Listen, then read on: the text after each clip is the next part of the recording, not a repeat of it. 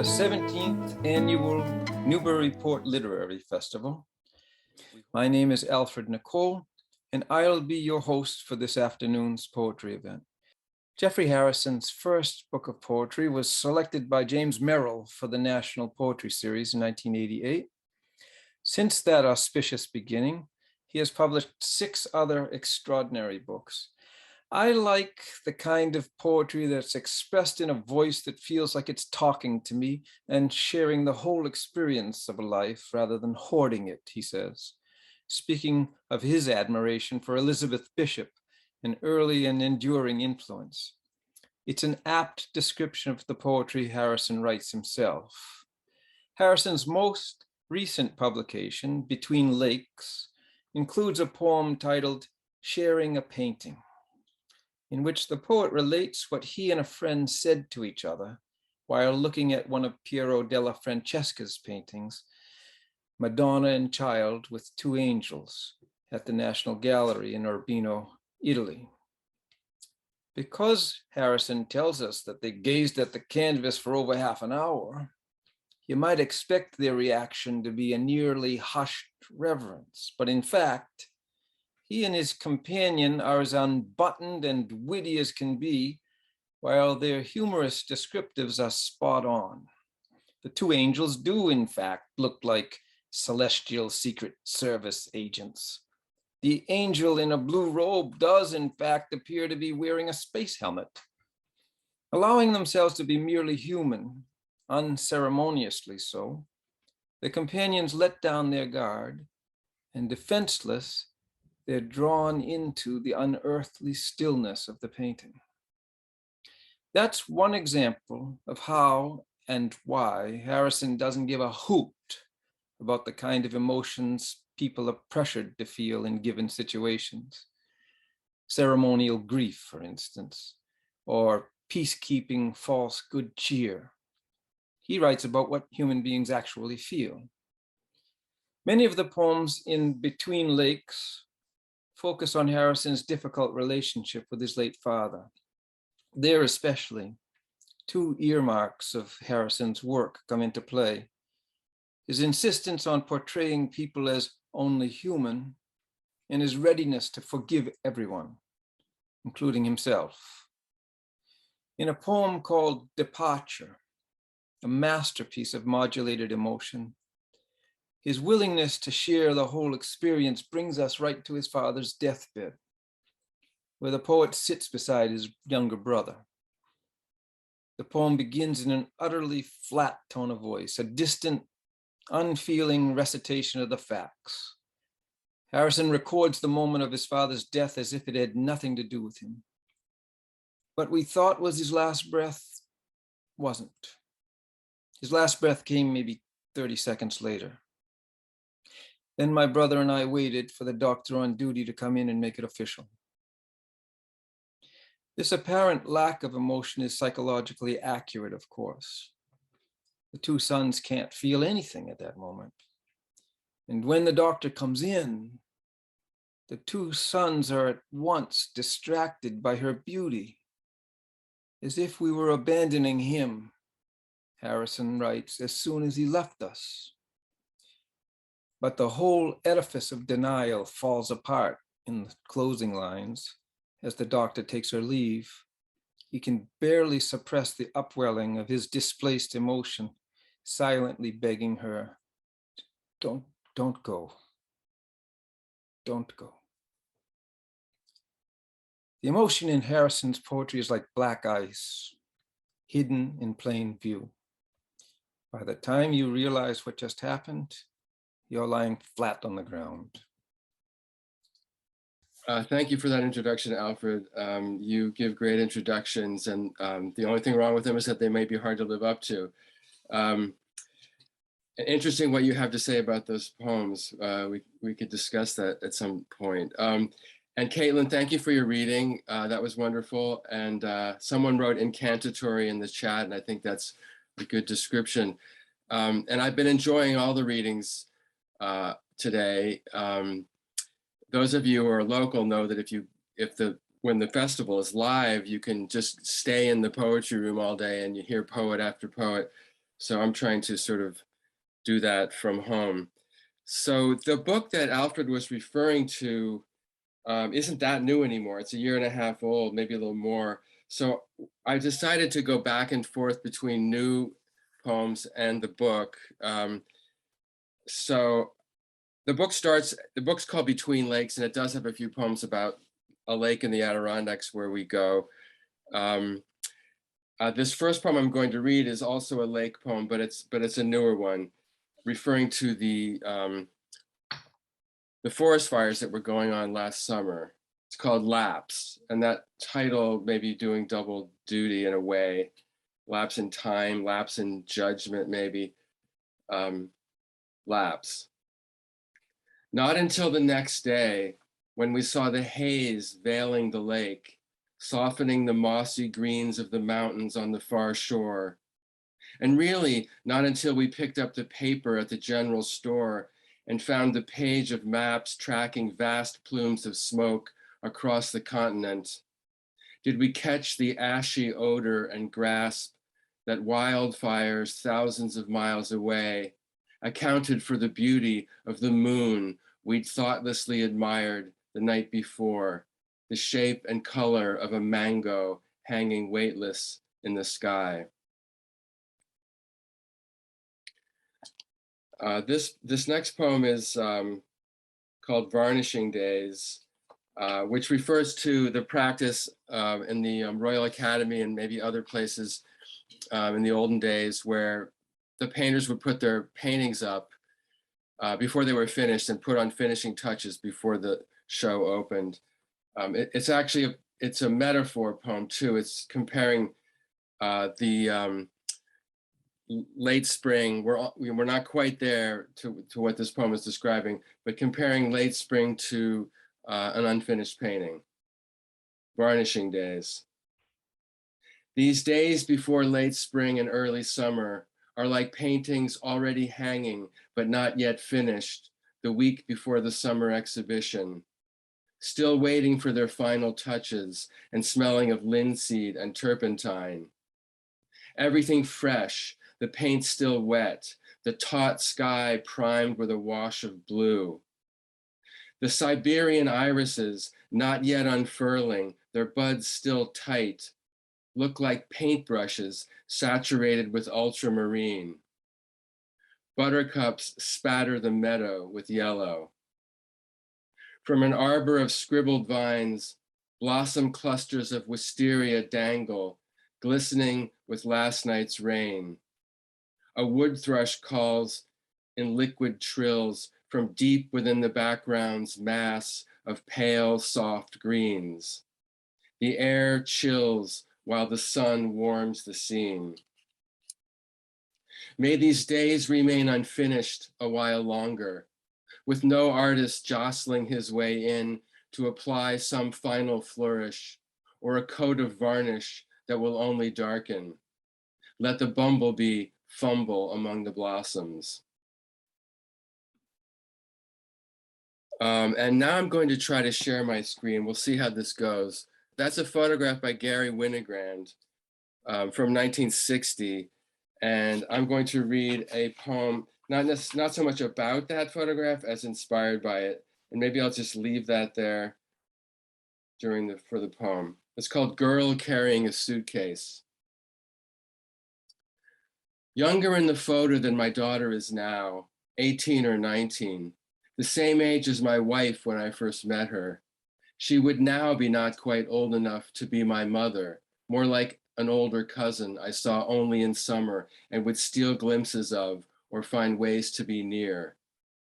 Just as I kept circling back to this girl's photograph at the exhibition to study again the way her body bends slightly to the right to offset the weight of her fabric-covered suitcase against the lighter raffia bag in her other hand. The tapered cut of her sleeveless dress, printed with black-eyed Susans, one centered over her breast, and the way her silver bracelets gather at her wrists between the almost dimples on the inside of her elbows, the photo's shadowed foci. And since bringing home the postcard I bought at the museum shop. I've been searching her image like a figure recovered from my own past. Someone I almost recognize, though her head is veiled in glare and her hair coming loose from her braids conceals the right side of her face. She gazes downward toward the sidewalk she has just stepped onto from the busy crosswalk, unhurried and alone amid the crowd of the city she is either leaving or returning to, but not arriving in for the first time. She is too unguarded, lost in herself, thinking perhaps of whoever she has just been staying with or is about to visit. Someone who, whether cousin, friend, parent, or lover, must surely adore her. If only I could find her and show her this photograph, which almost certainly she has never seen, since it was printed for the first time only recently, decades after the photographer's death. Or at least send her this postcard I've been keeping on my desk these last few weeks, giving this stolen glimpse of her past back to her, so she too might be taken by this young woman who was once herself, like someone held dear who left long ago, then one late afternoon shows up at the door. So now I'm going to read a newer poem about getting a piece of spam email, purportedly from Tony Hoagland, the poet Tony Hoagland. So I had known since 1984 when we were waiters together at Breadloaf. It's called A Message from Tony Hoagland. I got an email from Tony just now, though he's been dead for a year and a half. And in the instant before my rational brain told me it was spam, I felt the thrill of seeing his name pop up in my inbox, the dopamine rush that he was writing me from beyond the grave. And when I clicked on his name to open the message, the body of the email consisted only of my first name followed by an exclamation mark, as though he was excited to be writing me. And under that, a compressed link in the electric blue that indicated it was live. My giddy fingers slid the cursor over it to see what Tony was sending me.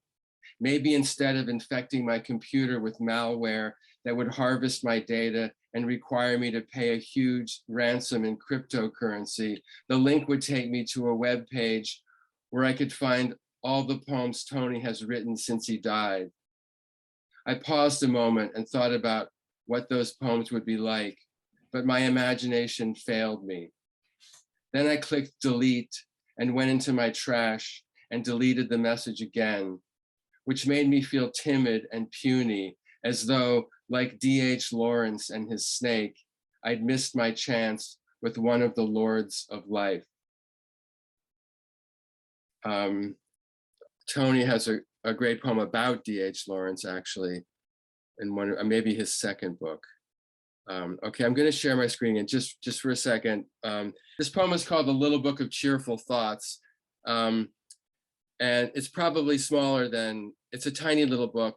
It's probably smaller than what you're seeing on the screen. Now that you've seen the cover, I'm going to unshare and just read the poem. The Little Book of Cheerful Thoughts. This actually took place at, the events that this poem is based on took place in Bob Slate's stationery store in Cambridge. The Little Book of Cheerful Thoughts. Small enough to fit in your shirt pocket so you could take it out in a moment of distress to ingest a happy maxim or just stare a while at its orange and yellow cover. So cheerful in itself, you need go no further. This little booklet wouldn't stop a bullet aimed at your heart and seems a flimsy shield against despair, whatever its contents.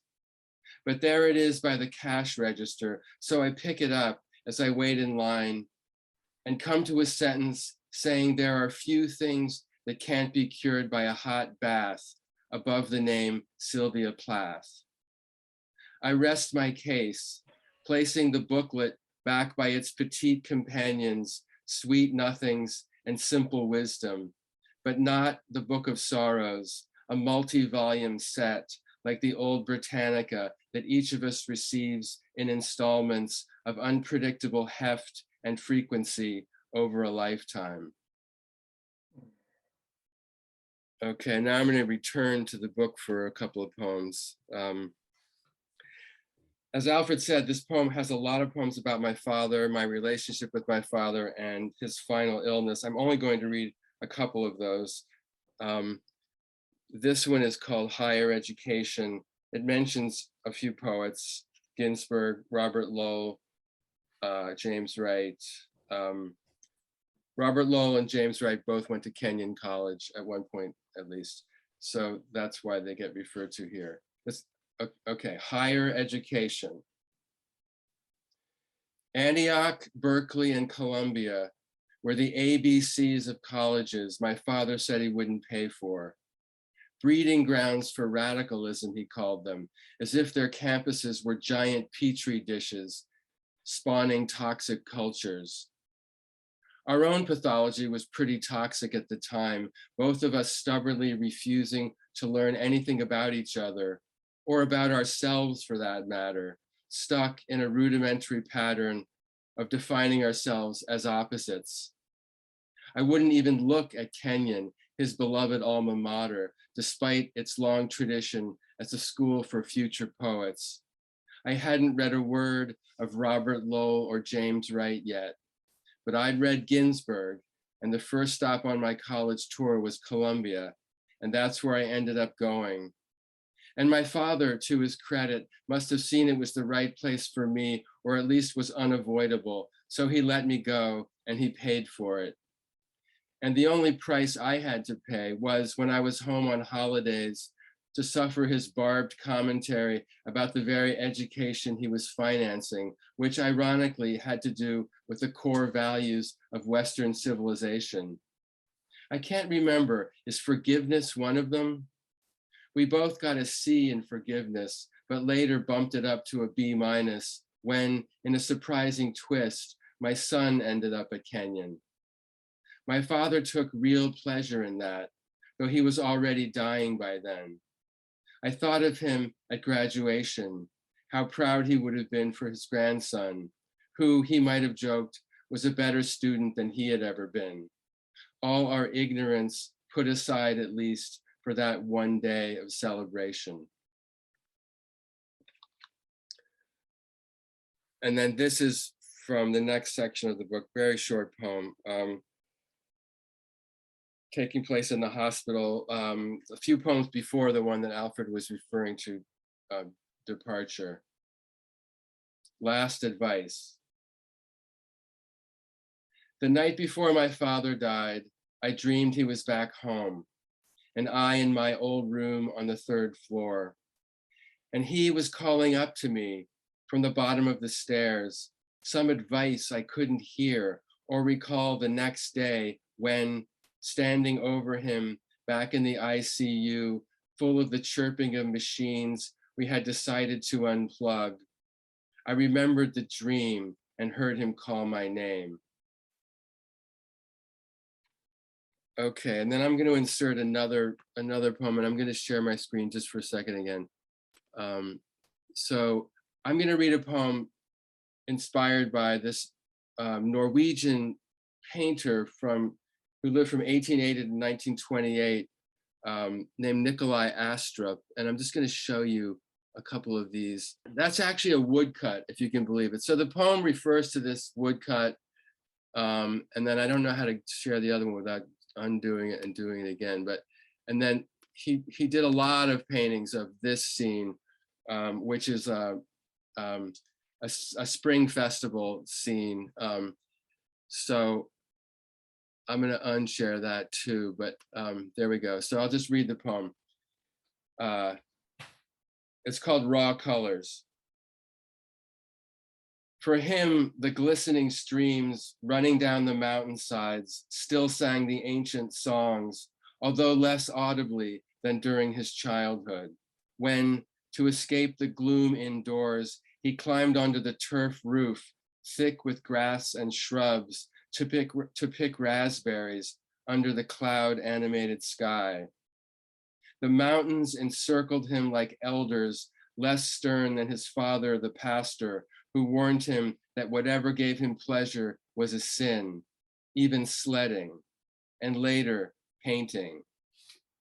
He wanted to wash himself in the region's raw colors and apply them untainted to his paintings and woodcuts.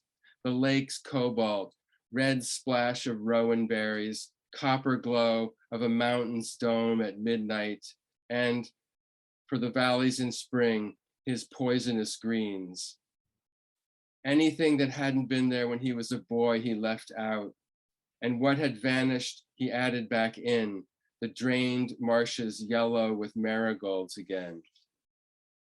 He kept returning to a birch grove like a recurring dream, where two of his daughters, wearing crimson dresses, picked mushrooms, bending down in unison as though bowing to the stream rushing by as the foxgloves looked on.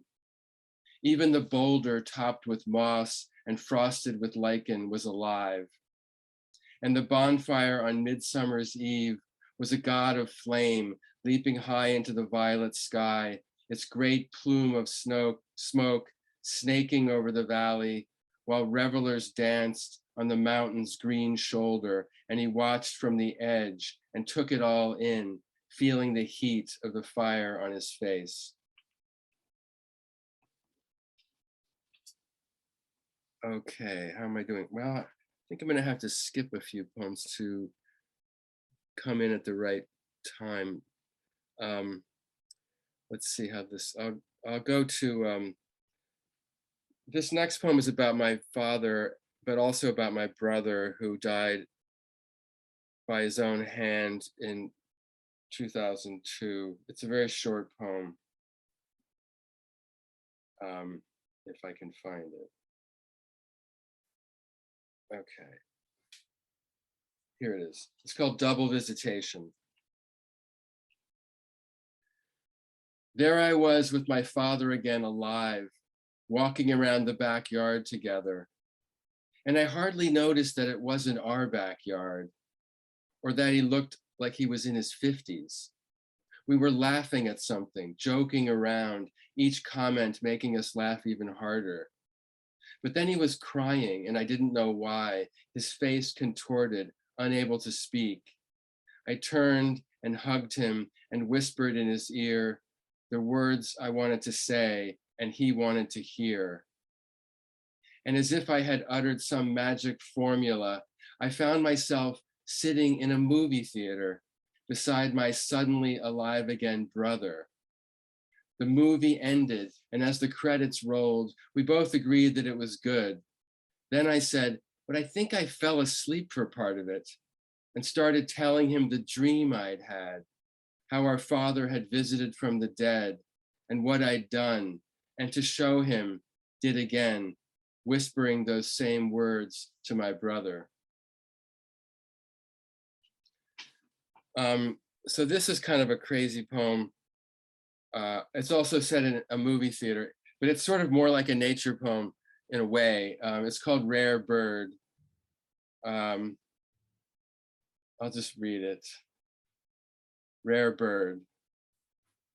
While we were waiting for the movie to begin, my wife caught up with her old friend Marianne, and because I could only make out every third or fourth word, my attention fluttered off in search of something else and landed on the 35-ish couple sitting 3 rows in front of us, the backs of their heads, and then the bare arm and hand of the young woman who kept gathering locks of her long, straight auburn hair between her middle and index fingers, pulling each tress away from her head and through her extended fingers with a dexterous twist, then letting it fall and gathering another, over and over, seemingly without thinking, as she chatted with her husband or companion. There was something about that movement, graceful but ordinary, not erotic, that made me look harder until, entranced, I watched as those 2 slender fingers transformed into the flexible beak of a bird whose head was the rest of her hand and body her forearm, perched on the seat's armrest. As if this bird, without the woman's knowing, and through this repeated fluid motion, was stripping some minuscule form of nourishment from the strands of her hair as from the blades of seaweed, the way flamingos sift the shallows for tiny organisms. The bird kept feeding and I kept staring, nourishing myself perhaps impalpably. I wanted to show Julie and Marianne, but not to interrupt my looking or their conversation. Then the lights dimmed and the movie started. I don't remember what it was, some documentary. I just remember that bird and how it felt as though I'd made a rare sighting right there in the middle of the movie theater of a species strange and beautiful, the finger-billed whimbrel, an item to add to my life list if I kept one. I should have said before I read that, serious birders, of which I'm not really one, sometimes keep a life list of all the birds they've seen in their life. I'll just end quickly with the last poem in this book. It's called All Down the Lake. It wasn't so much that the dinner conversation had bored me, as that I was simply tired of words, particularly my own. So afterwards, I slipped away and followed the path down to the boathouse, where I sat in a lawn chair. The lake was perfectly still, the inky hills on the far shore mirrored between two skies of deepening blue and streaked with clouds tinged with the last pink. At first, I didn't notice the strange sounds, then didn't recognize them as human, the faint, distorted, jumbled voices of dinner conversation all down the lake's mile length, sliding across the glossy surface only to rebound off the shore and swirl together in a confusion of murmurous babble. Now and then a weird inflection or wild laugh broke free from the hubbub and twisted up like a bottle rocket left over from the Fourth. It was a relief and really a pleasure not to make out the words or even the coherent intonations of sense making and just focus on the hallucinatory far-off din. Then slowly, as the dinner parties one by one dispersed, the voices dropped away until only a few remained, less alien sounding now. Then none, the lake itself a mind that had finally quieted its chatter, just as the first stars glimmered into being and a bullfrog started calling, deep and steady. Thank you very much. Thank you, Jeffrey. Wonderful reading. I got to say that if you a chance to have retrieved Tony Hoagland's poems written after his death was worth the risk of losing some Bitcoin. But then again, we have those he wrote during his life, and we have yours, and we're doing good. Yeah, thank you so much, and take care, everyone.